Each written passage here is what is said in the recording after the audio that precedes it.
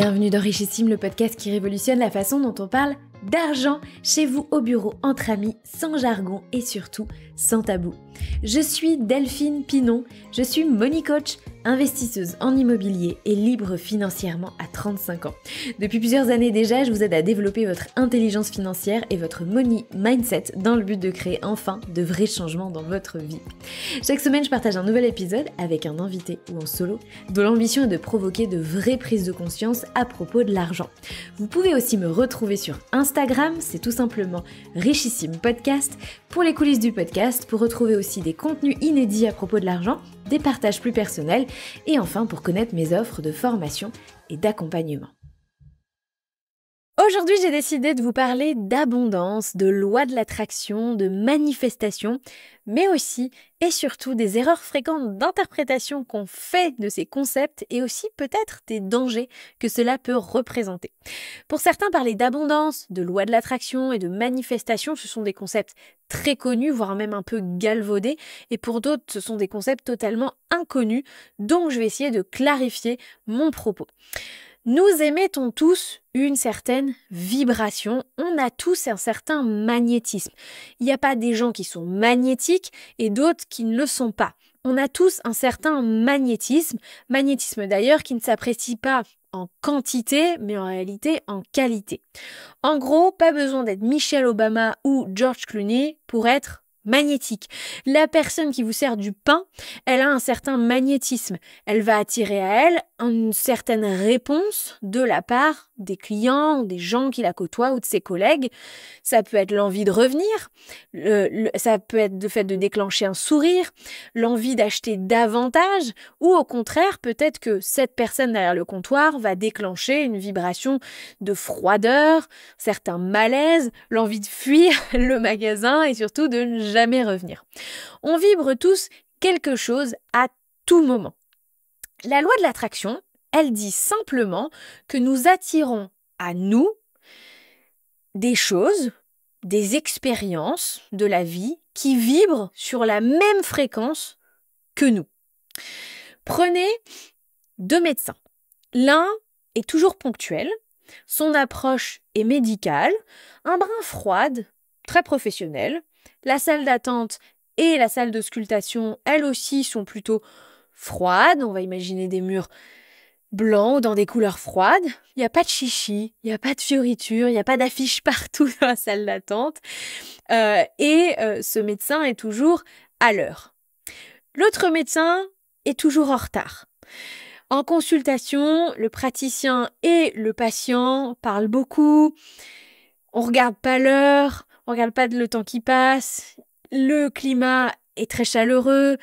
Les murs sont colorés, il y a des affiches partout. Des fois, c'est un petit peu bordélique aussi. C'est très professionnel pour autant. Eh bien, les deux médecins ont leur cabinet rempli des semaines à l'avance, et pas juste parce qu'ils sont dans des déserts médicaux éventuellement, mais parce que chacun va attirer des patients qui vibrent sur la même fréquence.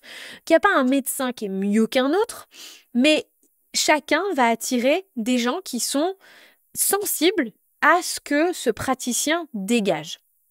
Donc on a tous un magnétisme à tout moment. Si on transpose cette loi ou la loi de l'attraction à l'argent, il suffirait donc, en théorie, de vibrer l'abondance, la richesse, d'envoyer une vibration d'abondance et de richesse pour attirer l'abondance et la richesse à soi en retour. Si je devais faire une analogie, c'est exactement comme quand on est en couple et qu'on se met soudainement à attirer plus de gens à soi que quand on est célibataire. C'est précisément quand on n'a plus besoin de trouver quelqu'un ou qu'on n'a plus envie d'être sollicité que tout d'un coup plein de nanas ou plein de mecs se mettent à s'intéresser à nous ou viennent nous draguer dans les bars ou dans les boîtes.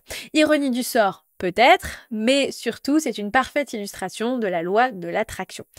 La loi de l'attraction, en fait, c'est un concept assez facile à comprendre. Plus je me sens riche, plus je suis susceptible de l'être. Plus je vibre le manque, la pauvreté, l'insécurité, et plus je me maintiendrai dans cet état de fait, dans cet état de manque, dans cet état de pauvreté ou dans cet état d'insécurité. Cette apparente simplicité cache un énorme bullshit pour certains. C'est trop simple. Pas pour moi. J'ai pas fait cet épisode pour dénoncer la loi de l'attraction parce que pour moi, c'est comme une loi naturelle, une loi universelle, une loi de Dieu, quelque chose qui devrait même pas, enfin, qui est d'une évidence et qui ne devrait même pas être prouvé scientifiquement. Mais on considère plutôt que la loi de l'attraction est une loi empirique plus que scientifique, et pourtant elle repose sur un principe qui a été démontré par la science, celui de l'impact de la pensée sur la matière. Citons l'exemple le plus connu d'impact de la pensée sur la matière, l'effet placebo.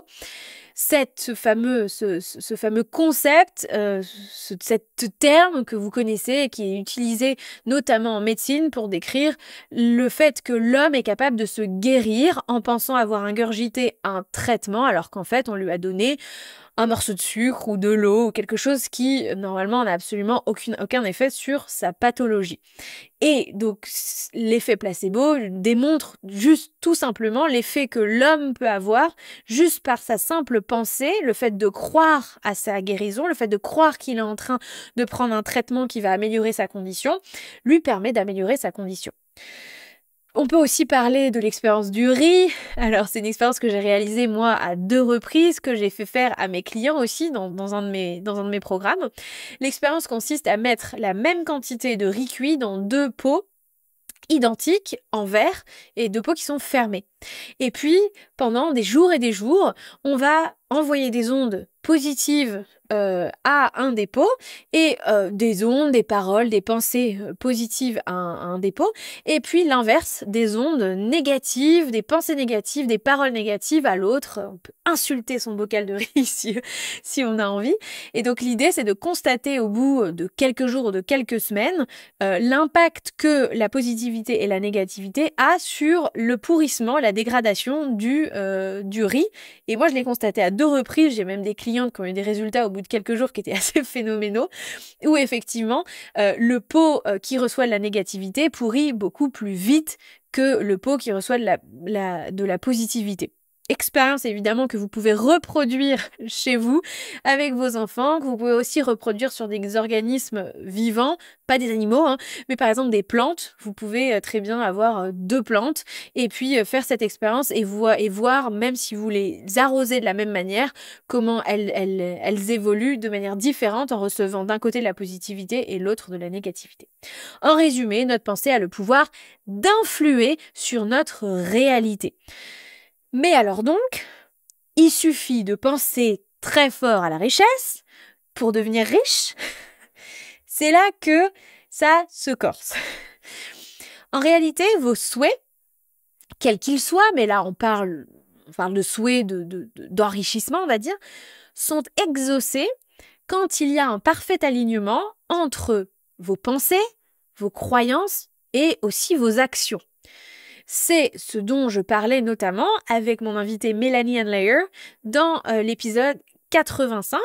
Si on vous mettait, et ça c'est ce qu'elle disait avec moi, c'est si on vous mettait dans un détecteur de mensonges, on ne devrait détecter aucun signal contradictoire entre vos pensées, vos croyances et vos souhaits pour que la manifestation de vos désirs se réalise. Or, en réalité, il est courant que nos désirs, nos actions et notre état d'esprit soient complètement désalignés. Par exemple, si j'entreprends d'aller à la salle de sport tous les jours sans réelle croyance que je peux réussir un jour à voir mes tablettes de chocolat, et bien en fait il y a peu de chances que ça arrive, que je me mette un jour à voir mes tablettes de chocolat malgré les efforts que je vais faire à aller régulièrement à la salle. Donc là on a un désalignement entre mon action d'aller à la salle tous les jours et la croyance qui est que je vais peut-être me maintenir en forme, mais certes, je ne vais certainement pas voir mon corps être sculpté au point de voir mes tablettes de chocolat. Autre exemple, si je sors tous les samedis avec mes amis dans des bars dans le but de faire des rencontres, mais que je suis persuadée que je n'intéresse personne, que je suis moche, que je suis inintéressant ou inintéressante, là encore, il y a peu de chances que ça marche. Donc, je fais l'action qu'il faut de sortir, Parce que à l'inverse, il y a aussi les gens qui sont plutôt qui n'ont pas de problème avec leur apparence physique ou de complexe, etc., mais qui ne font pas ce qu'il faut pour rencontrer personne, donc qui ne mettent aucune action en place pour effectivement faire de nouvelles rencontres. Mais dans mon cas, on a un désalignement entre l'action qui est mise en place et la croyance réelle ou les pensées qui sont mobilisées et qui sont totalement dissonantes avec le but recherché et l'action. En matière d'argent, je peux citer d'autres exemples. Si, par exemple, je n'imagine pas que je puisse un jour accéder à un niveau de rémunération 3 fois supérieur à ce que j'ai aujourd'hui, donc à tripler mon salaire, peu importe ce que je vais entreprendre pour me reconvertir, me former, pour évoluer au sein de mon entreprise, pour changer d'entreprise, etc., il y a peu de chances que j'atteigne un jour ce résultat parce que j'ai cette croyance que ça n'est pas possible, que je n'accéderai jamais à ce niveau de rémunération. Dans les 3 exemples que j'ai cités, mes actions sont directement en incohérence avec mon système interne de croyances, de pensées et ou d'émotions, ce qu'on va résumer sur le thème état d'esprit en français, mais je préfère utiliser le mot mindset qui est le mot anglo-saxon. Ce n'est pas que la loi de l'attraction ou l'attraction ne marche pas. Elle marche en réalité toujours. Mais je vais recevoir une expérience si je sors dans le bar, si je décide de me reconvertir ou d'aller à la salle de sport tous les jours. Je vais en fait vivre des expériences qui sont en cohérence avec ma vibration qui elle-même est dissonante. Et donc à savoir, l'expérience que je vais recevoir en retour, elle sera je ne sais pas quoi, mais elle sera tout sauf des abdos en plaquettes de chocolat, la rencontre du prince charmant et 3 fois mon salaire. Parce que ça n'est pas dans mon radar. Donc la première erreur fréquente qu'on fait avec le concept de loi de l'attraction, c'est de penser qu'il suffit de penser à quelque chose très fort pour l'avoir. Et de négliger totalement cette histoire de cohérence qu'il faut avoir entre ses pensées, ses émotions, ses croyances et ses actions. Et donc sans cette cohérence, vos souhaits resteront lettres mortes, ne peuvent pas être exaucés. Ou en tout cas, vous allez recevoir une expérience de la vie en retour qui correspondra à l'état de votre vibration du moment, qui est un mélange de tout ça, mais qui n'est pas un mélange parfaitement cohérent et aligné. Par ailleurs, il y a plusieurs façons de penser à quelque chose. Penser à la présence de ce quelque chose ou à son absence. Quand je pense argent, je peux penser il y en a ou il y en a pas. La vibration d'une pensée d'abondance, il y en a, et d'une pensée de manque, il y en a pas. Elles sont totalement polarisées, elles sont inverses. Il y a de l'argent ou il n'y a pas de l'argent, ce sont des vibrations qui sont totalement opposées. Et pourtant, dans les 2 cas, on pense à l'argent. Mais penser à l'argent, penser à il y a de l'argent ou il n'y a pas de l'argent, ça n'est absolument pas la même chose. Ce qui est problématique pour beaucoup de gens d'ailleurs, parce que on est habitué, ou la majorité des gens, on est plutôt habitué à penser à ce que nous n'avons pas, plutôt que de penser à ce qu'on a. C'est valable pour l'argent, évidemment, mais aussi c'est valable pour tout un tas de choses. On pense souvent à l'amour qu'on ne reçoit pas plutôt qu'à l'amour qu'on reçoit. La reconnaissance dont on manque plutôt qu'à la reconnaissance dont on a. On va systématiquement pointer notre attention sur là où on ne reçoit pas plutôt que là où on a déjà ou là où on reçoit déjà. L'amour, la reconnaissance, l'estime, l'attention, la stimulation, l'intellect, le corps de rêve. Je vais systématiquement penser à ce qui n'est pas ce que je n'aime pas chez moi versus ce que j'aime. Et donc un désir de richesse qui naît à partir de pensées de manque d'argent ne peut pas provoquer la richesse, l'enrichissement souhaité. Et c'est bien là le problème majeur du discours sur l'abondance à mon sens. Comment dire à quelqu'un qui vit dans une forme de précarité ou de pauvreté que sa situation est le résultat du fait qu'il ou elle ne vibre pas l'abondance? C'est pas possible. C'est un discours totalement inaudible. Peut-être qu'il est vrai, je pense qu'il est vrai, mais il est inaudible. Et en plus, c'est pas la clé du problème. Le manque, le vrai, le manque de ressources, le manque affectif, le manque de sécurité, physique ou émotionnel, le manque de nourriture, etc. Les manques les plus importants sont les situations dans lesquelles il est évidemment le plus difficile de trouver cette fameuse cohérence entre où on arrive à avoir de vraies pensées d'abondance parfaitement alignées. Pensées, émotions, actions qui sont toutes pointées vers l'abondance. C'est complètement... c'est quasiment illusoire d'attendre d'avoir ce type de pensée et de croyance quand on est dans une vraie situation de manque. Essayez de dire à quelqu'un qui galère avec un SMIC à temps partiel, avec 2 enfants à charge, que son problème, c'est qu'il ne vibre pas assez la richesse.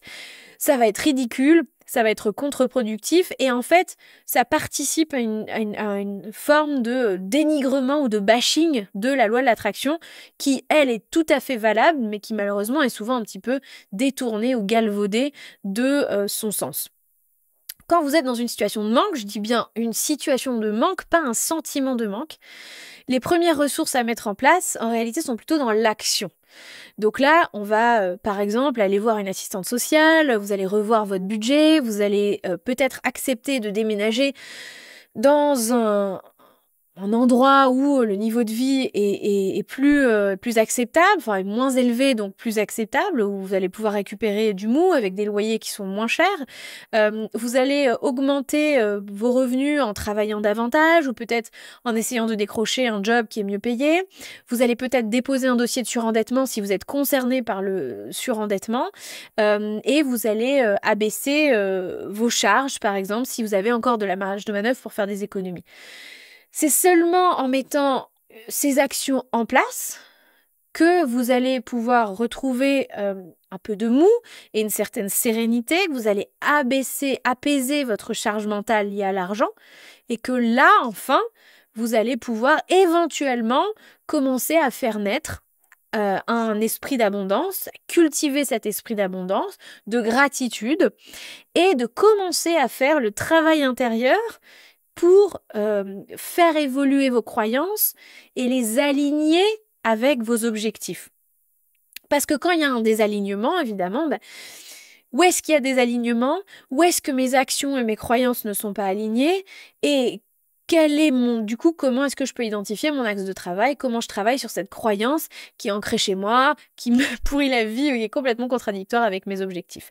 Ça vient dans un second temps, quand vous n'êtes pas complètement la corde au cou avec des problèmes financiers ou complètement pollué de charge mentale à cause de ces mêmes problèmes financiers. À l'inverse, et là je vais évoquer un autre problème, quand on commence à changer sa vibration, à attirer plus de choses positives à soi, à manifester de l'abondance de mieux en mieux, on développe une certaine confiance, qui est d'ailleurs nécessaire, parce que la confiance va nourrir justement le mécanisme de manifestation et ça va former un joli cercle vertueux. Plus je manifeste mes désirs, et plus j'ai confiance en ma capacité à manifester mes désirs. Ça paraît assez logique. Et c'est là que ça peut devenir, à mon sens, un peu dangereux. Quand on a tellement confiance en sa capacité à faire de l'argent, à créer de l'argent, à créer de la richesse, qu'on va limiter sa gestion du risque, on va avoir tendance à se passer de la planification financière et on peut se mettre à commettre des erreurs de gestion et à se mettre davantage en risque. Donc, c'est un peu comme si, à ce stade-là, on oubliait tous les bons réflexes qui nous ont amenés à la situation présente, situation qui est ultra favorable, et donc on oublie tous ces réflexes-là en se disant je n'en ai plus besoin, puisque maintenant je sais manifester de la richesse. En réalité, on peut même avoir l'impression que être prudent, gérer le risque financier et faire de la planification financière vont à l'encontre de la manifestation. C'est-à-dire qu'on peut même aller dans un extrême où on considère que si on est prudent, c'est le signe qu'on ne croit pas vraiment à son pouvoir de manifestation et donc qu'on n'a plus besoin d'être prudent, on n'a plus besoin de planifier les choses, l'argent va arriver. Sous-entendu, si j'ai besoin d'assurer mes arrières, par exemple sur cet investissement, c'est que je ne crois pas assez en ma capacité à faire de l'argent avec mes compétences, à rebondir et à m'en sortir si jamais ça ne se passe pas exactement comme prévu. Comme s'il y avait une sorte de vertu à y aller, à avancer en fait sans filet, parce que être sans filet, c'est la marque de fabrique des vrais, ceux qui ont réellement compris comment fonctionnait la loi de l'attraction et qui sont des as de la manifestation et de l'enrichissement. Eux ne portent évidemment ni bretelles ni ceinture, et moi ce que j'ai envie de dire, c'est attention à ne pas confondre manifester et être une tête brûlée. C'est pas du tout la même chose. Pour vous donner un exemple, en tant qu'entrepreneur, vous pouvez avoir tellement de connexion, de confiance en votre capacité à manifester de l'argent, via votre business par exemple, que vous vous mettez à investir dans des proportions qui sont bien trop grandes, qui sont bien trop importantes par rapport à votre trésorerie disponible, à déléguer aussi la gestion de vos comptes, par exemple, sans mettre en place des mécanismes de contrôle, sans mettre en place des consignes, à ouvrir plus grand les vannes de dépenses pour vous, pour vos salariés, sans mettre en place de garde-fous, et finalement vous mettre en difficulté financière par excès de confiance. J'ai vu ça notamment chez des entrepreneurs du web qui ont connu une très belle phase de croissance et qui ont pensé que c'était infini, que ça n'allait pas s'arrêter. Et c'est aussi une méconnaissance du mécanisme de manifestation. Parce que il peut y avoir évidemment donc des plateaux et des creux dans la vie d'un entrepreneur, mais aussi dans la loi de l'attraction. Chaque palier, en fait, à chaque palier de richesse, à chaque palier alors de richesse ou de n'importe quoi qu'on atteint dans sa quête de manifestation, nous confronte à de nouvelles croyances, nouvelles pensées et nouvelles résistances. Si par exemple, vous avez pour objectif, par exemple dans le sport, vous avez comme objectif de courir un semi-marathon, puis après ce sera un marathon, puis après vous voudrez faire un triathlon, et après vous voudrez faire un Ironman, et après vous voudrez faire un ultra trail, bref, tout ça avec des distances de plus en plus longues, avec des disciplines de plus en plus compliquées, etc. Évidemment, si vous arrivez au stade où vous avez réussi votre premier marathon, ce qui va arriver quand vous allez passer, je sais pas, par exemple à l'Ironman. Donc l'Ironman, c'est, pour ceux qui sont pas familiers, donc un marathon, c'est 42 km de course. Un Ironman, c'est 3 disciplines, c'est 42 km de course, mais c'est de mémoire 180 km de vélo et je crois... faudra me corriger, ceux qui savent, 6 km de nage, tout ça à enchaîner. Donc une épreuve d'Ironman dure en général peut-être 10 heures, 11 heures, 12 heures. Un marathon dure en général moitié moins. Et donc, quand vous passez d'une discipline à une autre, vous allez être confronté à nouveau à des problématiques qui sont pas juste physiques, mais qui sont de nouvelles croyances, de nouvelles pensées limitantes, de nouvelles émotions qui vont vous ralentir dans votre progression. Et donc, vous allez à nouveau connaître ce mécanisme de palier. Et donc, ça arrive dans tous les domaines, ça n'est pas que lié à l'argent. Et donc, par rapport à l'argent, par rapport à un entrepreneur qui effectivement aurait réussi à aligner parfaitement ses actions avec ses croyances et ses pensées du moment pour pouvoir atteindre des paliers de chiffre d'affaires souhaités, va peut-être se retrouver confronté à un plateau, à un palier, parce qu'il va se heurter à de nouvelles résistances pour atteindre, ou de nouvelles incohérences pour atteindre le palier d'après. Et à chaque palier, il faut donc à nouveau réaligner tout ce petit monde pour à nouveau attirer à soi le niveau souhaité pour refaire fonctionner à nouveau la manifestation dans le sens souhaité et que nos vœux soient exaucés. Donc si dans ce temps-là, si on n'a pas pris en compte cette dynamique, le fait qu'à chaque fois il faut faire un travail intérieur et que ça peut prendre du temps, effectivement, on peut du coup se retrouver dans des mécanismes d'excès de confiance et donc faire des choix financiers pour soi ou pour son entreprise qui du coup peuvent être dommageables. En fin de compte, gardez en tête que si vous travaillez votre état d'esprit pour manifester plus de richesse, cela ne vous dispense pas de prudence, de vous former à analyser le risque, de vous astreindre à une forme de planification financière. Plus vous gagnez d'argent et plus ça vous sera utile. Voilà pour aujourd'hui. N'oubliez pas de prendre 2 minutes, juste 2 minutes pour noter ce que vous retenez de cet épisode avant de retourner vaquer à vos occupations. On se retrouve très bientôt pour un nouvel épisode. D'ici là, prenez soin de vous et de vos finances. Ciao, bye bye.